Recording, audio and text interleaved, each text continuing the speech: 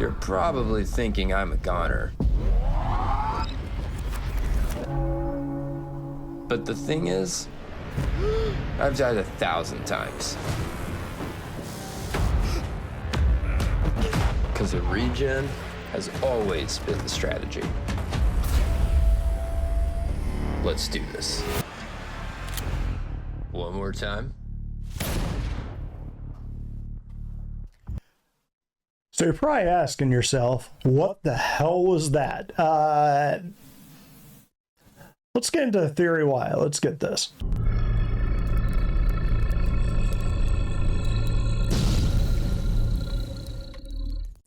Okay, so Death of a Spaceman has been something about Star Citizen that really interested me from the early days, like 2014 or so. For obvious reasons. It's kind of one of the things that kind of sets the game apart, is that death should mean something. Like, if your character dies, you shouldn't just be popping back to life and, you know, everything's fine. And the idea behind Death of a Spaceman was that death would have consequences. And this is just kind of an example of how I've thought about this. This was back in 2017. I put up a post about game pack NPCs, because they had said if you have multiple game packs, if you have one of the other game packs that you're not using to actively play with, you could actually turn that into an NPC that would be like a special NPC.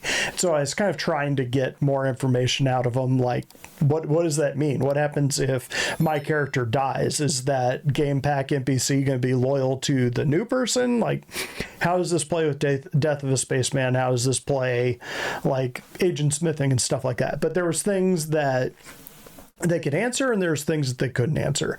With Death of a Spaceman, it is something that they have answered a few times. So let's go through a little walk down memory lane. I'll kind of go through the basics of what Death of a Spaceman is, and then a theory on what that commercial for the Medivac was actually saying and what its impacts on the game are. So let's go ahead and get into it.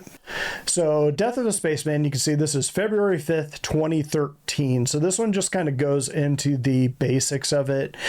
Basically, CR saw how Demon Souls did it, and it was a very harsh game that if you died, it basically you had to start the game over. Like, it would full on reset your character because you died. So made you a little bit more cognizant of your character's mortality, which is kind of what he wanted, but he didn't want it to be so punishing, because a massively multiplayer game, especially one as bug-free as Star Citizen, you don't want death to be so punishing that nobody will play your game. Like, Demon Souls is a niche game. Like, not that many people play it. But anyway, this one just kind of goes through it. And basically the end idea of this article is your death will mean something. You will be able to respawn or come back a certain amount of times because of medical tech available in the time of Star Citizen, which at the time they weren't talking about regeneration. It was just they'd recover your body and your cells hadn't degraded so much that they could actually just kind of like regrow your body from that. And if you got such catastrophic damage, like completely exploded, like hit directly with a missile, your person, not your ship, then you'd just be dead. That would be it. But you'd have a certain number of times that they could bring you back. Then they introduced regeneration, which kind of said, okay, so we're going to have cognitive transfer. So your soul or your mind or whatever is quantum entangled through the system of regeneration. That's the name of the program. And we can basically put it into a clone, and then your clone can go up. So that's basically what that guy is doing in the Medivac, is getting cloned over and over and over again. His cognitions or thoughts, brain, whatever is being just transferred into the new body. And it seems like he's doing that completely without consequence, which we'll get to in a minute. But anyway, the original idea was there would be final death for your character at a certain point. Like if you die too many times, your character's not coming back. Originally, it was just that they wouldn't be able to revive you past a certain point, or you take such catastrophic damage that they wouldn't be able to recover your body. That was the original idea. So healing your spaceman. So this one came out 2014. This one was basically just in the original idea of the med pens. But right down here, character health, normal, hurt, damaged, and ruined. Limbs in this phase for ruined are essentially gone. The player will most likely bleed out in this state. This is something as bad as your arm being blown off. If the ruined limb is an arm, then you will not have the ability to aim weapons that require it. For example, two-handed weapons require both arms to be outside of a ruined state. And you're already starting to see this kind of thing in the game right now. Like if you've got 2 tier injuries on your gun or on your arms and you're trying to aim a gun, it'll wobble if you're trying to aim down sights. So that's in the game now. They've effectively reached this level of tech. And then they just kind of go into how you can identify things. Again, this was 2014 when they were just figuring this stuff out. And player dragging was something they obviously hadn't implemented in 2014, but is implemented now. But you can kind of get that this has always kind of been the idea that you'd have like normal, so you'd have basically unharmed, tier 3, tier 2, tier 1, if you want to think about it in the modern context. So in 2018, we got this Calling All Devs, where Jared talks to Todd Pappy about Death of a Spaceman. So let's go ahead and listen to this real quick, and then we'll kind of get into one more after this. And then I'll kind of give my explanation of what I think is going on with the Medivac. Everybody, though, just because you haven't seen Todd Pappy in a couple of weeks doesn't mean his presence isn't felt. This show is not possible without the weekly cooperation and help of Todd Pappy setting up all these different developers and stuff. So thank you. All right, we got a question for you. This is an oldie. But a goodie. Death of a Spaceman. Now the question reads, we've not heard much regarding the Death of a Spaceman mechanic since it was first introduced. Why should, and you should read about the Death of a Spaceman, we're going to put the link down below, it'll be in the thing. Why should non-role players care about that final death? I don't know if non-role players will care about that final death. I think non-role players will care about every single death. Just like I think role players will care about every single death. And that's just because of the items that they could be losing at that time. If they become attached to the character and the way that that character looks, then I think that will influence more of their feelings towards losing that character. But again, through basically their customizing of the character, I'm sure that they can get him back pretty close to that, looking pretty close to that point. Give me just the nickel version of the Death of a Spaceman. It's permadeath, but the idea is that you pass on your belongings to your next of kin.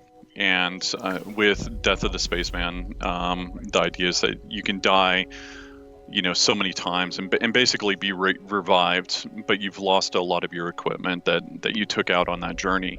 And you can be revived and then you'll be damaged. It'd be similar to like Luke losing a hand or basically Thor losing his eye kind of thing.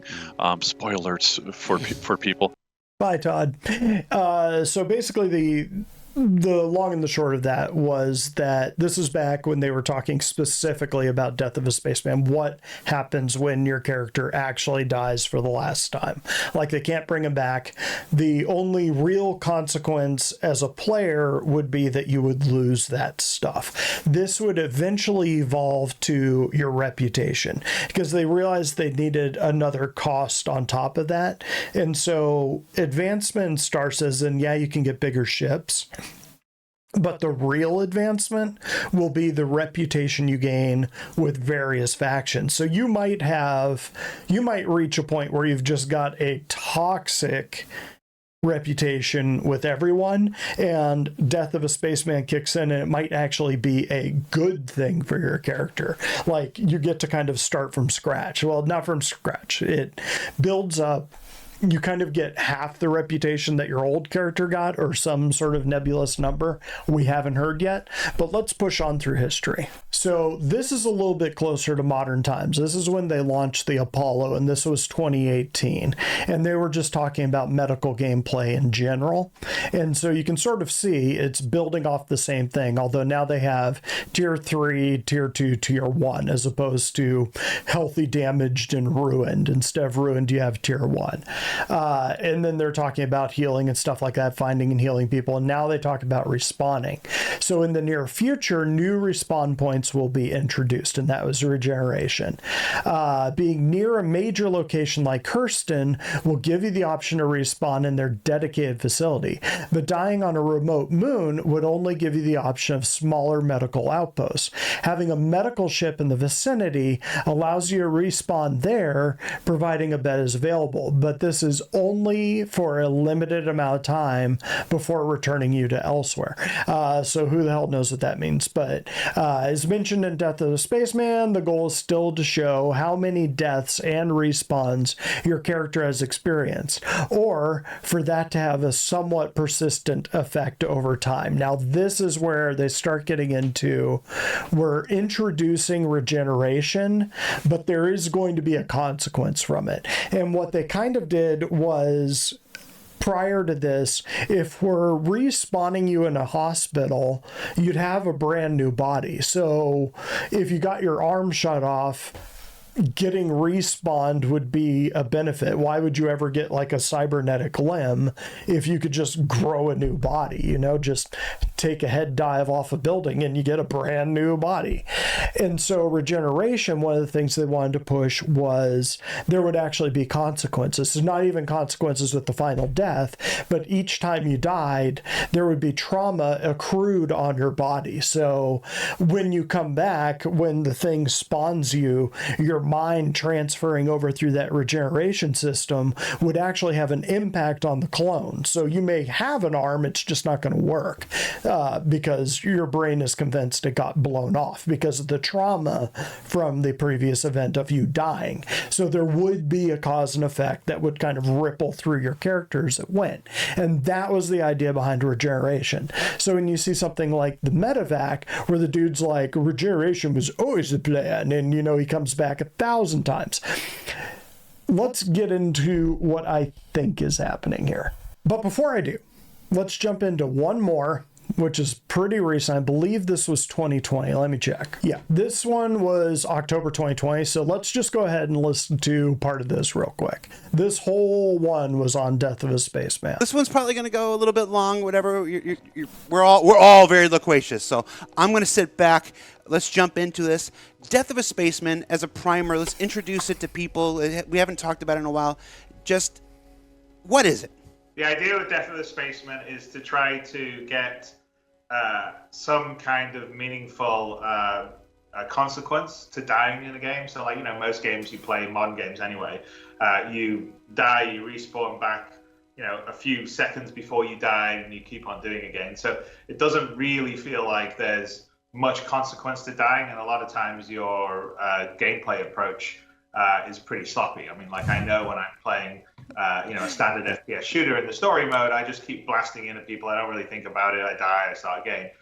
Whereas if you play, you know, a game like, say, for instance, Demon's Souls, all the years ago, and all the ones past it, you know, there's real consequence. I mean, you die, and you know, you've got to fight back through all those enemies. You've lost all the experience that you gained the souls, in the case of Demon's Souls. But the thing with Demon's Souls, and it was one of the, you know, it was one of the things I was playing. It reminded me of the good old, you know, the days in the 80s and the 90s when you'd make games, and, like, you know, dying was had a real consequence. You wanted to finish your level before you died, or else you had to do the level again. So kind of the idea was, like, you know, what kind of consequence can we have in our persistent universe in terms of, you know, how do we encourage the players to stay alive? How do we encourage the players to keep their ship or repair their ship intact? We don't want people to just go, oh, I got a scratch, I'm just going to respawn in a perfectly, you know, pristine state for, you know, the character or the ship. And so Death of the Spaceman was sort of an idea to give an association with your player character in the game, in terms of this is who you are, and you want to keep yourself alive as possible, as much as possible, and identify with your avatar as an actual real person and character, and you care about, and you want to keep alive. And then finally, when you've had one too many close calls or lost one too many battles, you no longer can be resuscitated, and you have to pass on essentially to your next of kin, which will have you call out basically who your next of kin is when you're sort of doing your character creation. Your possessions and reputation kind of pass down, but not all of them, right? So there's always, like there's inheritance tax, and there's the sins of the father aren't fully invested on the son, but there's a little bit of that. And so, the idea would be, you would want to, live as long and a healthy life as possible before you pass on to your progeny or whatever. And so that was the inspiration. So I'm going to stop Chris there because he can go on. This one actually runs 30 minutes. I'll put a link in the down below part so that you can watch it, because it really is interesting watching both him and Richard Tyre kind of go into the whole death of a spaceman thing, which is a big deal in this game. But now let's kind of get into what I think is going on with the Medivac commercial. So let's go ahead and look at that again. I'm going to have it on mute in the background. Okay, we'll see if I can do this in 0.5 speed. So this is like a 2-minute trailer, 4 minutes. I think I can do it. So what is happening here, I think, and I'm going to be very generous with CIG here, Roberts Space Industries is a fictional corporation inside the Star Citizen game. They make things like the Constellation, the Medivac, and all of that. Regeneration is a new technology in the game, lore-wise. But Roberts Space Industries is a corporation, and they're not above lying in their ads. And so they know, with some access to regeneration, that these characters can't come back 1,000 times. They might be able to come back 20 to 50, and the quality of the care might start to matter. So Medivac might be able to bring you back 3 or 4 times. The Endeavor Hope might be able to bring you back all 50, just because the quality of the care. And if you were somewhere like ArcCorp, maybe 100, who knows? But Roberts Space Industries knows that 1,000 times it was always the plan. There's going to be consequences. Like if he has his arm blown off and he regenerates, then that arm isn't going to work in his clone. And all of a sudden he's going to be down to 1 arm. And so when he does this Sparta kick, that's going to be about all he can do, because he won't be able to use his arms. So that is the generous interpretation. And if you were to take a shot to the dome like he does right here, the trauma would probably mean that a Medivac might not bring him back. But that is what I think is happening here. Death of a spaceman, still very much in effect. Die to fight another day is not going to be a thing. But Roberts Space Industries, the fake company in the game, wants the people of the verse to think it is, because they want to sell stuff. Now, the ungenerous part of this is that is the in-lore reason for this commercial doing. And they've always said that the commercials that they release are in-lore. The downside is that they are actually selling a Medivac in reality to people, gamers, in the real world. So it is also a commercial aimed at us outside of lore. And you could have new players that don't know the whole history of Death of a Spaceman throwing down money on something that they think will just be a respawn factory for the rest of the game, when CIG, the real company, knows that's not going to be a thing. Like, you aren't going to be able to respawn 1 billion times and have death be, or regeneration be, the plan for the duration of the game. And they know that. So is that part a little sketchy? Yeah. Yeah, they probably should have thought that. Cool commercial. Love the little Medivac. That was ham-fisted. But that's really all I got to say about that, gang. So catch you next time.